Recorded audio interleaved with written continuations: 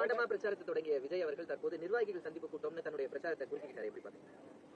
அது தம்பியை குறை சொல்றதுங்கிறது அது எனக்கு வேலை இல்லை. என்னோட வேலை நான் செய்யறேன். நீங்க அதை என் தம்பிட்டு தம்பி கேட்கணும். ஏன்னா அப்படி ஆரம்பிச்சு இப்படி நிறுத்தினீங்க அப்படின்னா அப்படி பற்றாக்குறை அவரே சொல்றாரு. பற்றாக்குறையில இருக்குன்ட்டு நான் 10 லட்சம் கோடி இருக்குன்னு நினைச்சேன். இப்ப 10.1 ஆறடா அப்ப இருக்கு. 10,000 கோடியை தொட போகுது. இப்ப நாங்க இந்த அரசியல் இந்த ஆட்சி முறையை வந்து ஏற்கல, எதிர்க்கிறோம். அல்ல அது என்ன சொல்றது, அறிவிருக்கிறோம். இந்த முறையவே மாற்றணும் நினைக்கிறேன். அதனாலதான் திரும்ப திரும்ப ஆள் மாற்றம் ஆட்சி மாற்றம் அல்ல எங்கள் இலக்கம் கனவும், ஆட்சி முறை மாற்றம்னு திரும்ப திரும்ப சொல்றது. இப்ப இந்த நாடு கட்டமைக்கிற வளர்ச்சி என்பது கடன் வளர்ச்சி. இப்ப 10 லட்சம் கோடி கடன் இருக்குது. அதுல நம்ம முதன்மையா வளர்ந்து போறோம். வேற என்ன இருக்கு? இந்த கடனால நிறைவேற்றப்பட்ட ஒரு நலத்திட்டம் சொல்லுங்க. எல்லாம் இலவசம். இந்த ஃப்ரீ ஸ்கீம் தான். இதுக்கு 5000 கொடுத்தேன், அதுக்கு 3000 கொடுத்தேன். இதுல 6800 கோடி இழப்பு, இதுல 6800 கோடி இழப்பு, 15000 கோடி இழப்பு. ஆசிரியர் வீதியில் நிக்கிறான்ல, ஊதிய உயர்வு 58 கோடி தான் தேவைப்படுது. இந்த ஆட்சி முறை எப்படி இருக்கு? எப்படி இருக்கு? அது உங்களுக்கே தெரியலையோ? என்னையா படிப்பிக்கிற ஆசிரியர், அறிவு கருவறை, அறிவை வளர்க்கும் ஒரு ஆசிரியர் பெருமக்கள் வீதியில் நின்று போராடுறான்னா அந்த நாடு எப்படிப்பட்ட நாடு பாரு.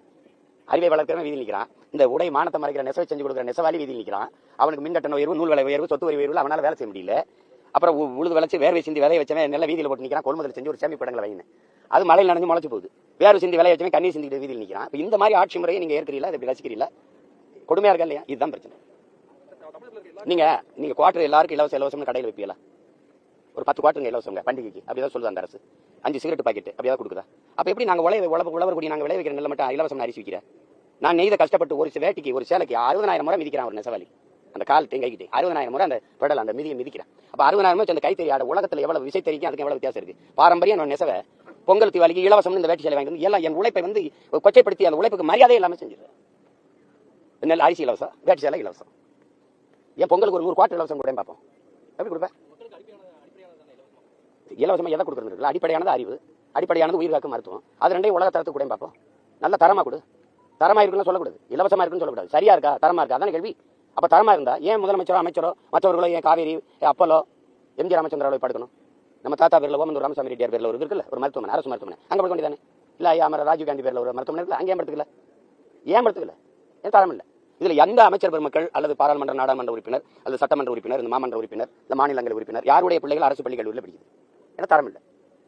இது கேள்வி புரியுதா? அப்ப நீங்க அதை கொடு, அதை கொடு, நீ அதை கொடு. நாங்க கேட்கலையே, நாங்க கேட்கல. நீங்க 1000 கொடுங்க, திடீர்னு எங்களுக்கு தேர்தல் வரும்போது 5000 கொடுங்க, கோடை விடுமுறைக்கு கை செலவுக்கு காசு இருக்காது, கூட 2000 போட்டு கொடுங்க, அப்படிலாம் நாங்க கேட்கல.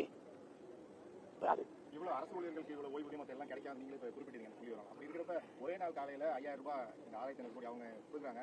நிதியமைச்சர் ஏற்கனவே வந்து ஒரு 70 கோடி ரூபாய் வந்து நிதி ஒதுக்கீடு செய்ய முடியல அரசு ஓய்வூதியம் சொன்னாங்க. இது எப்படி பாக்குறீங்க? கொடுமையா பாக்குறேன். நீங்க அண்ணன் கேட்க கூடாது, அவங்க கிட்ட கேட்கணும். இவ்வளவு நிதி நெருக்கடி வச்சுக்கிட்டு, நிதிநிலை பற்றாக்குறை வச்சுக்கிட்டு ஒரு உபரி பட்ஜெட் இருக்கிற நாடு கூட அதை செய்யாது. எல்லாத்துலயுமே ஒவ்வொரு துறையிலும் இழப்பு இருக்கு. மின்துறையா 1 லட்சம் கோடி, போக்குவரத்தா 1 லட்சம் கோடி. அது என்ன செஞ்சு தரமான போக்குவரத்தை கொடுக்கறதுக்கு, சாலையை சரி பண்றதுக்கு எனக்கு ஒரு கடன் ஆயிடுச்சு. பரவாயில்ல, தடையற்ற மின்சாரம், ஒரு நொடி கூட மின்சாரம் அணையாது. நானே அதில் தண்ணீர் அடைஞ்சு நானே உற்பத்தி செய்து கொடுக்குறேன். அப்படி இல்லை, நீ வாங்கி தான் கொடுக்குற, வாங்கி தானே கொடுக்குற. அதுல நீ இயற்கை வழியில் இருக்க சூரிய காற்றாலை, சூரிய வழியை தனியாருக்கு வர கொடுத்துட்டு அவன் இருந்து வாங்கி கொடுக்குற. அப்ப ஒவ்வொரு துறையும் லட்சக்கணக்கான கோடி இழப்பு இருக்கு. வட்டியே 1 லட்சம் கோடிக்கு மேல கட்டிட்டு இருக்கோம். எதை வச்சு நீங்க கடன் பெற்றிருப்பீங்க? ஒன்னும் மனித வளம், மண்ணின் வளம், ரெண்டு காட்டி தானே. இப்ப நீங்க ஒரு கடன் ஒரு 10 லட்ச ரூபாய் கடன் கேட்கிறீங்க ஒரு வங்கியில, அவன் என்ன கேட்பான்? ஏதாவது சான்று குடும்பம், சூரிட்டி குடும்பம், ஏதாவது காட்டு, கட்டடத்தை காட்டு, வீடுக்கு இல்ல நிலம் இருக்குன்னு கேட்பான்ல. நீ எதை வச்சு கடன் பெற்ற? எங்களை வச்சு தானே. மனித வளத்தை காட்டியிருப்பா, மண்ணின் வளத்தை காட்டியிருப்பா, வேற என்னத்தை காட்டுவ? இந்த கடனை எதை வச்சு கட்டுவ? என் உழைப்பை சுரண்டி வரி எடுத்து தானே போய் கட்டுவ.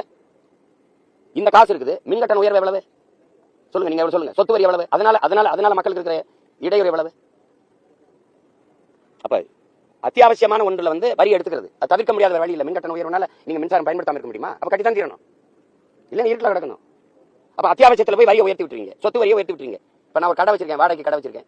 இந்த கடை வாடகை எங்க இருந்து சொத்து வரி உயர்ந்துட்டு என்ன பண்றது? நான் விற்கிற பொருளை தான் வைப்பேன், அப்படித்தானே? நான் வாடகைக்கு வீட்டில் குடியிருக்கிறேன், வீட்டு உரிமையாளர் சொத்து வரி கட்டணும். வரி என்ன பண்ணுவார்? என் வாடகை தான் உயர்த்துவார். அப்ப மக்களின் வாழ்வாதாரத்தில் போய் வயிற்று அடிக்கிற மாதிரி இருக்குது. யார் கேட்டது எங்களுக்கு 1000 கூட 500 கொடுங்க? கடனை வாங்கி கொடுத்து என்ன சோழ பரம்பரை சொத்தை வச்சு கொடுக்குறீங்க நீங்க? யார் காசு? யாரை வச்சு கடன் பெறீங்க? 1,31,00,000 பேருக்கு 5000 கொடுத்துருக்கு. ஒவ்வொரு அந்த வீட்டில் இருக்க ஒவ்வொருத்தன் பேர்ல 2 லட்சம் கடன் இருக்கு. பாருங்க எப்படி இருக்கு நாடு நிர்வாகம், எப்படி இருக்கு பாருங்க. இந்த ஆட்சி முறை சரி இப்ப கொடுத்துட்டீங்க, அடுத்த தேர்தல் வருது, அப்புறம் 10,000 கொடுப்பீங்களா? அப்ப அடுத்த தேர்தல் வருது, இந்த 5 வருஷம் கொடுத்தா அந்த 10 லட்சத்தை 15 லட்சம் கோடி ஆக்குவீங்களா?